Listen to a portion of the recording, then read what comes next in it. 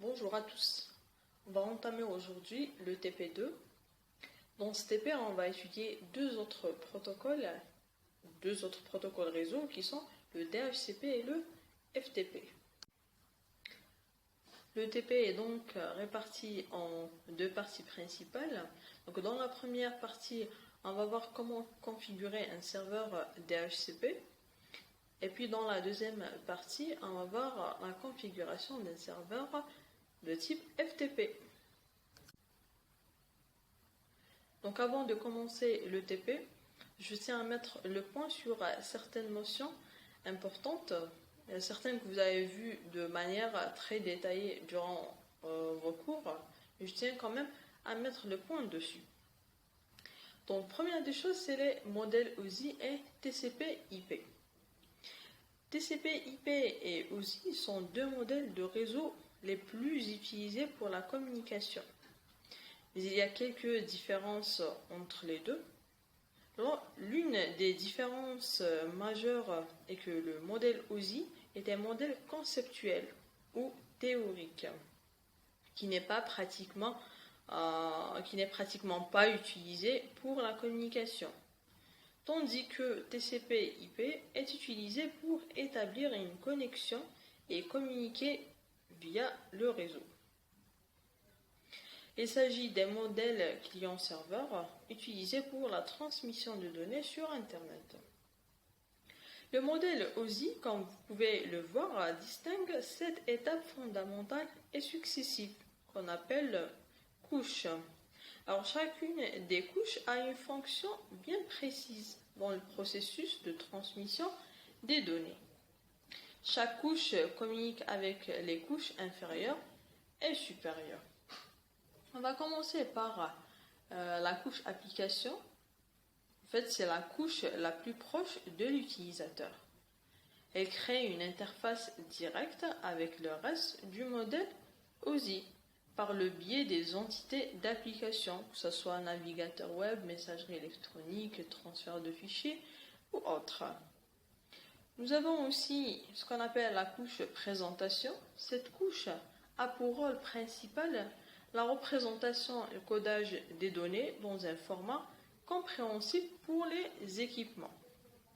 Au niveau de cette couche aussi, il est réalisé le décodage et la conversion des données, le cryptage ainsi que le décryptage des données et aussi la compression des données. Par la suite, nous avons la couche numéro 5 qui est la couche session. Elle a pour rôle la synchronisation du dialogue entre les équipements qui communiquent ou communicants. Puis nous avons la couche transport qui permet l'acheminement de bout en bout de façon à assurer l'arrivée des paquets dans l'ordre et sans erreur, sans tenir compte des nœuds intermédiaires. Puis nous avons la couche 3 qui est la couche réseau. Cette couche assure l'acheminement des paquets de bout en bout en tenant compte des nœuds intermédiaires, des équipements intermédiaires. Cette couche définit le chemin optimal et assure le routage et l'ordonnancement des paquets.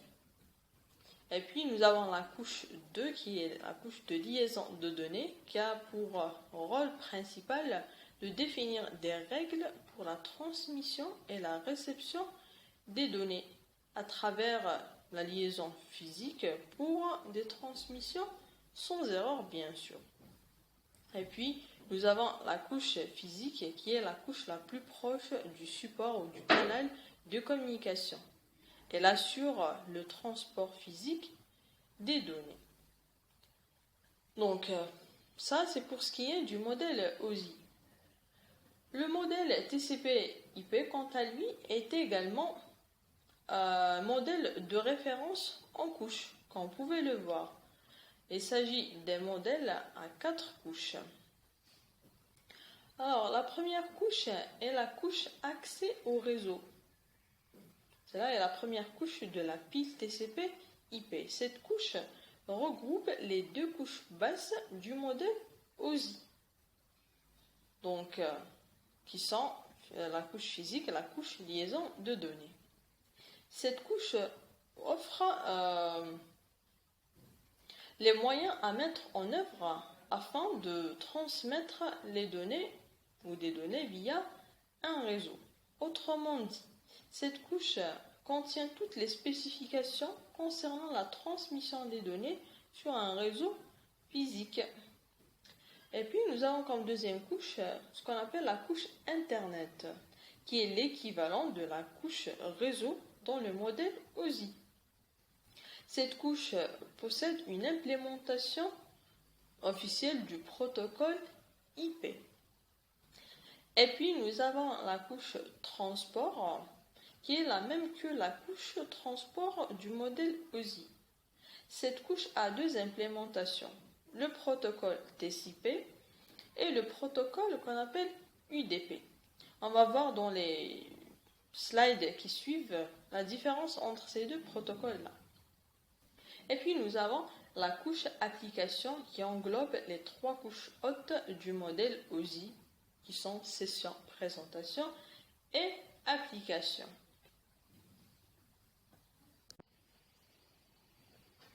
On va voir ici quelques exemples de protocoles de TCP/IP.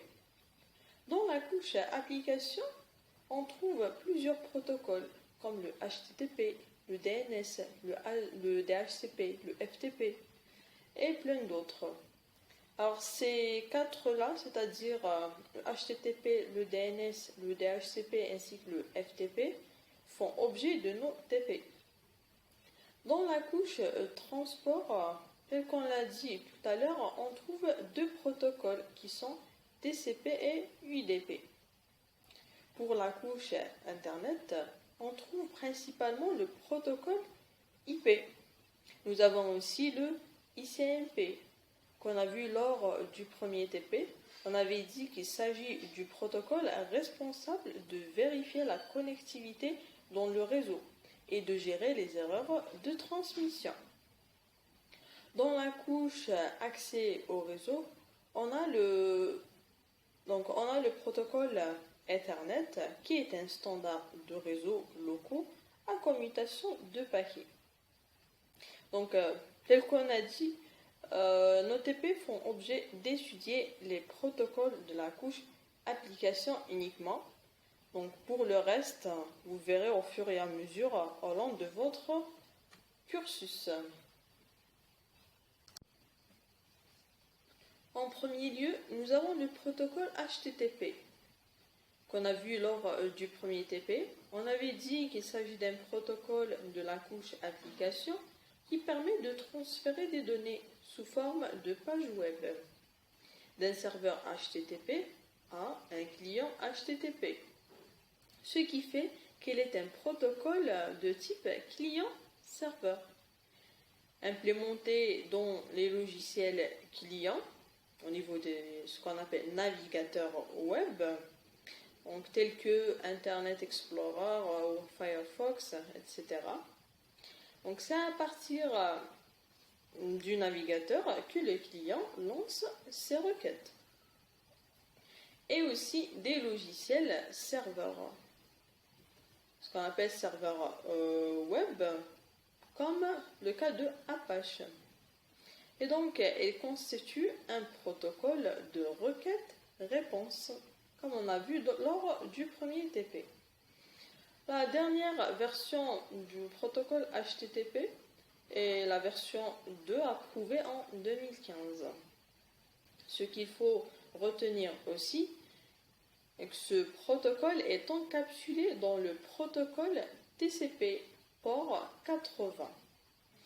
Alors une remarque, il faut savoir que chaque protocole opère sur un port différent. Alors pour comprendre cette notion de port, je vais essayer de vous faire une petite analogie avec les différentes installations que nous avons tous à la maison. Alors il y a plusieurs tuyaux au niveau de chaque maison. Alors chaque tuyau fait passer, nous avons un tuyau qui fait passer de l'eau froide, un tuyau qui fait passer de l'eau chaude, un tuyau pour faire passer le gaz. Alors dans ce cas-là, je vais vous dire qu'un tuyau de gaz ne peut pas faire passer de l'eau, par exemple. Et celui d'eau aussi ne peut pas faire passer du gaz. Alors c'est la même chose pour les ports en réseau. Donc le port 80 par exemple, il est propre au protocole HTTP. Donc un autre protocole ne pourrait pas utiliser ce port-là. Donc on verra pour les autres protocoles pour voir ou justement confirmer que chaque protocole utilise un port particulier. Comme deuxième protocole de la couche application, nous avons le DNS, que nous avons vu lors du TP précédent. Nous avons dit que ce protocole-là fait la correspondance entre les noms de domaine et les adresses IP. Il faut savoir que le protocole DNS opère en TCP ou UDP port 53. Une petite illustration du fonctionnement de DNS. On a dit qu'il s'agit aussi d'un protocole client-serveur. Donc le client DNS saisit une URL ou un nom de domaine au niveau de son navigateur, par exemple www.cisco.com. Et puis, dans ce cas, le serveur DNS est sollicité pour avoir l'adresse IP correspondante au serveur web où ce site se trouve, où ce site-là est hébergé. Donc le serveur DNS trouve dans sa table de correspondance cette adresse IP. Et qu'est-ce qu'il va faire? Il va la mettre à la disposition du client et qui par la suite pourrait commencer à établir des requêtes HTTP. Et puis le serveur, bien sûr, va répondre en envoyant des réponses HTTP. Le troisième protocole de la couche application qu'on va voir est le DHCP, qui fera objet de cette séance de TP. Alors si vous vous rappelez bien, dans le TP précédent, après avoir mis en place les différents équipements du réseau, nous sommes passés à la configuration, ou à leur configuration, en attribuant à chaque équipement de façon manuelle une adresse IP. Donc la question que je vous pose, s'il n'y a que la possibilité de configurer les adresses IP manuellement, comment est-ce que vos équipements, que ce soit PC ou smartphone ou autre, obtiennent une adresse alors que vous-même, vous n'avez rien configuré? Donc pour répondre à cette question, on va aborder ce qu'on appelle le DHCP, Dynamic Host Configuration Protocol. Et il faut savoir que le DHCP est un protocole qui permet à un équipement, ordinateur, smartphone ou autre, qui se connecte sur un réseau local d'obtenir et de configurer de façon dynamique et automatique son adresse IP et les informations associées à l'équipement du réseau, c'est-à-dire le masque de son sous-réseau, l'adresse passerelle par défaut, l'adresse IP du serveur DNS, le nom de son domaine. Tout ça pendant une certaine période. Lorsque vous connectez un ordinateur sur le réseau, initialement, il n'a aucune connaissance de son adresse IP. Par contre, il connaît son adresse MAC, ou ce qu'on appelle aussi adresse physique, qui vient avec la machine. Donc, vous pouvez vérifier sur vos machines en dessous qu'il y a l'adresse MAC propre à votre machine. Alors celle-là, il vient avec le fournisseur de l'équipement. Et aussi, elle a une connaissance de l'adresse de broadcast, ce qu'on appelle aussi l'adresse de diffusion. Et ce qu'il faut savoir aussi, c'est que le DHCP opère sur le port UDP 67. Alors vous voyez que chaque protocole a son port, opère sur un port particulier. Un serveur DHCP peut être un serveur du réseau local, c'est-à-dire un simple serveur. Et ça pourrait être un routeur qui joue le rôle aussi d'un serveur DHCP, comme ça pourrait être un serveur du FAI, c'est-à-dire fournisseur d'accès à Internet, qui a pour rôle aussi de serveur DHCP ou qui offre le service DHCP. Alors, tout ça est illustré sur la figure suivante. Donc regardez bien. On a dit qu'un serveur DHCP pourrait être un serveur local, comme dans la zone verte là. Et puis on a dit que ça pourrait être un routeur qui offre le service DHCP. Et aussi, comme ça pourrait être un serveur FAI ou fournisseur d'accès à Internet qui offre aussi ce service-là de DHCP. Je vais ouvrir une petite parenthèse ici pour illustrer la distinction entre TCP et UDP afin de mieux comprendre les avantages qu'offre chacun d'eux, d'où leur utilisation par certains protocoles.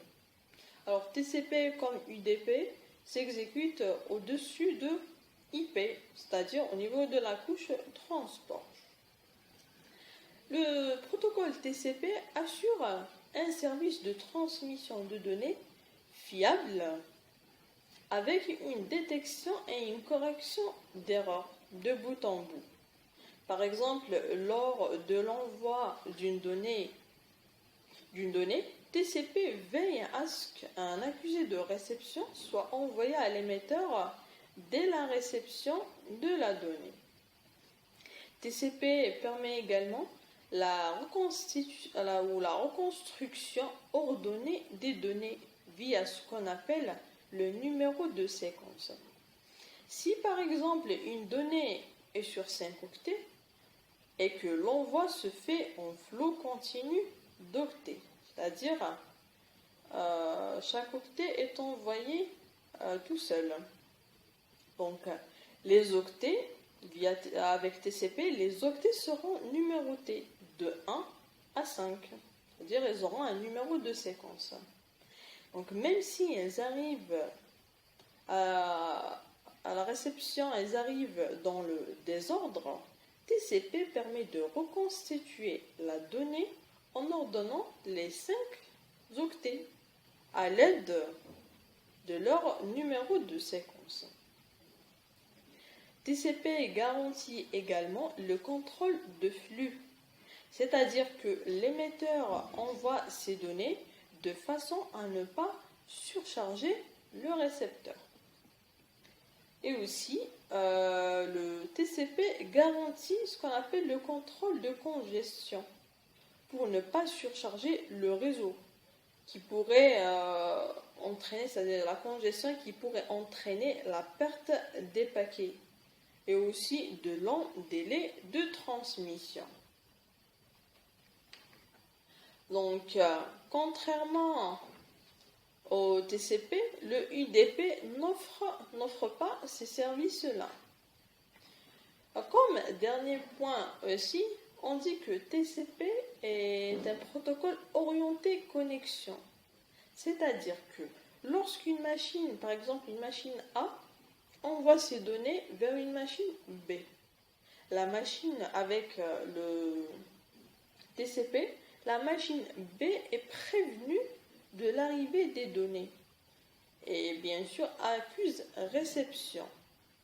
C'est-à-dire il y a une entente préalable entre la machine A et la machine B avant de commencer les échanges. Par contre, UDP, elle est dit orientée non-connexion. Lorsqu'une machine A envoie des données à une machine B, elle le fait sans la prévenir. Et aussi la machine B n'envoie pas d'accusé de réception. Ce qui fait que UDP est plus rapide que TCP, puisqu'il ne nécessite pas, d'aller-retour pour vérifier la bonne livraison des paquets ou la bonne transmission des paquets. Il n'y a pas d'entente préalable, il n'y a pas d'accusé de réception, etc. Alors ce protocole UDP est privilégié dans le cas des streaming par exemple. En résumé, le choix d'un protocole TCP ou UDP se fait en fonction des besoins. Donc je ferme la parenthèse ici pour ce qui est du TCP et UDP. Donc je tenais à vous montrer cette différence-là entre les deux pour mieux comprendre les choses. Revenons donc au DHCP. Le protocole DHCP fonctionne en louant des adresses IP ainsi que des informations IP aux clients du réseau pendant une certaine période de temps.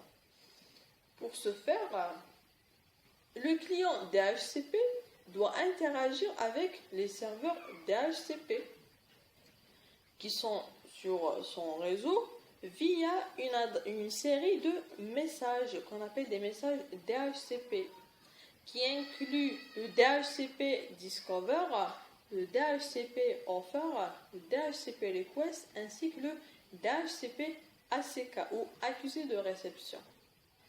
Donc initialement, que l'équipement est sur le réseau et diffuse un paquet de type DHCP Discover. Ceci afin d'identifier les serveurs DHCP qui sont disponibles sur le réseau. Un serveur DHCP va répondre avec un paquet DHCP Offer qui contient une adresse IP, un masque de sous-réseau, l'adresse du serveur DNS, la passerelle par défaut, ainsi que la durée du bail. Il faut savoir qu'en DHCP, une adresse n'est fournie que une adresse IP n'est fournie que pour un temps donné. C'est-à-dire qu'on ne vous attribue pas une adresse éternellement, mais cette adresse-là, elle sera valable pour une certaine période de temps. Alors par la suite, le client diffuse un paquet DHCP Request, là où il identifie explicitement le serveur choisi et l'offre de bail qu'il accepte. Et aussi, il faut savoir qu'un client peut choisir de demander une adresse que le serveur lui a déjà attribuée précédemment, ce qu'on appelle extension du bail. Par exemple, initialement, une adresse IP m'a été offerte pour 3 heures de temps, c'est-à-dire un bail de 3 heures. Et par la suite, je veux garder la même adresse. Qu'est-ce que je vais faire? Je vais demander au serveur DHCP de m'accorder encore un bail, c'est-à-dire de me permettre d'utiliser cette adresse-là pour une durée de 4 heures par exemple. Et puis, après ça, le serveur va retourner un message qu'on appelle DHCP ACK ou accusé de réception pour confirmer au client que le bail est effectué. Alors, autrement dit, si tout ça c'est une histoire de prendre et donner entre le client DHCP et le serveur DHCP. Alors, si on veut essayer de s'imaginer un scénario pour mieux comprendre,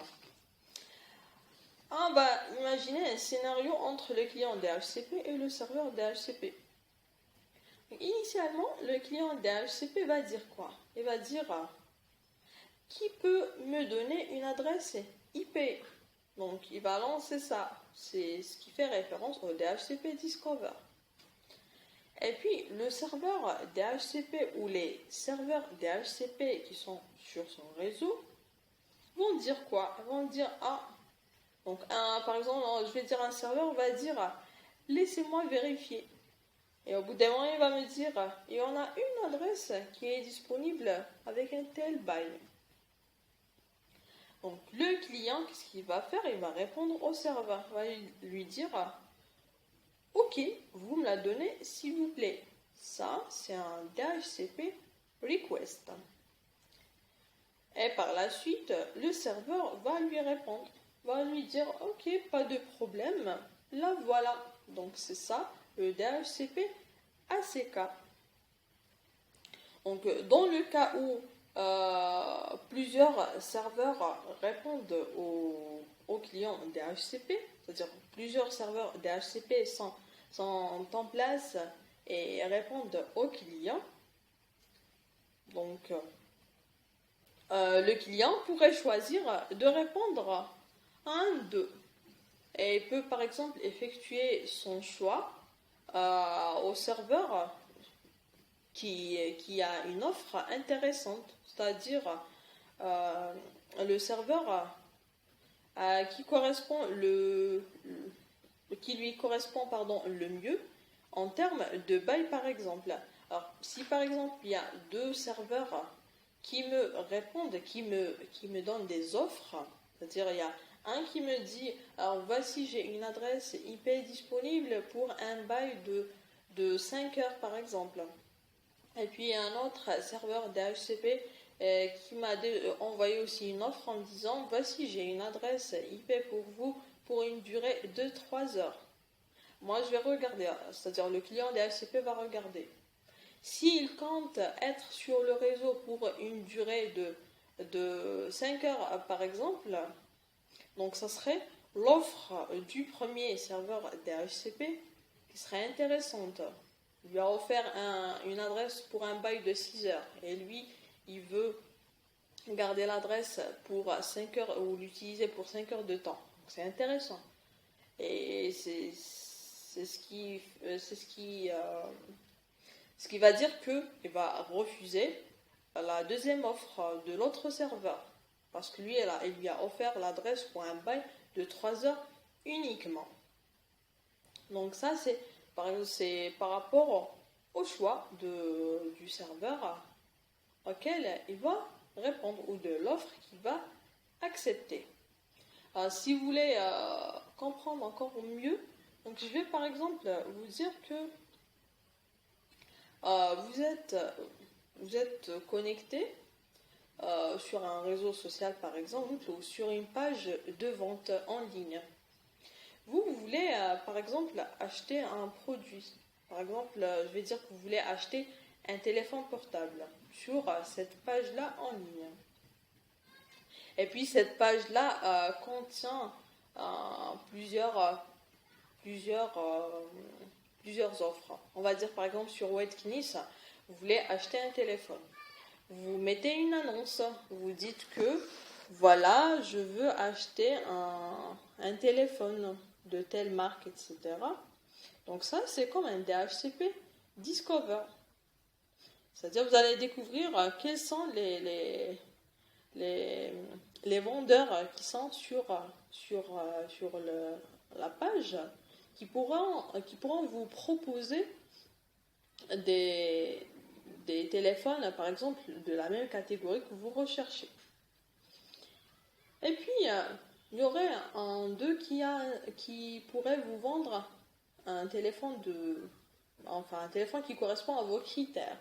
Donc, vous allez recevoir plusieurs offres. Il y en a un qui vous dit, voilà, je suis là, qui répond à vos critères avec un tel prix.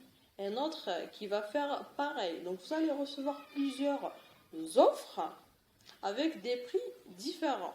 Donc, c'est ça le DHCP offer. Donc, une adresse pour une durée particulière. Et puis, vous-même, vous allez étudier les offres. Donc, vous allez voir, par exemple, on va dire, vous allez effectuer votre choix par rapport au prix. Donc, vous allez voir le prix qui vous correspond. À partir de là, vous allez définir quel vendeur vous allez contacter. Donc c'est là le DHCP request. Donc vous allez contacter le vendeur, vous allez lui dire voilà, votre offre m'intéresse avec tel prix là. Donc c'est la même chose pour le client DHCP, il va envoyer un DHCP request au serveur et il va lui dire voilà, cette adresse là, cette adresse IP là me correspond avec ce bail. Et puis qu'est-ce qui va se passer? Quand vous contactez le vendeur, il va vous répondre, il va vous dire ok, voilà, le téléphone est à vous. Donc c'est ça le DHCP ACK ou l'accusé de réception. Alors, regardez cette figure, elle illustre un petit peu la configuration d'un client DHCP. Vous pouvez voir ça sur votre ordinateur. Vous voyez que là, c'est l'attribution automatique d'adresse IP qui est cochée ici.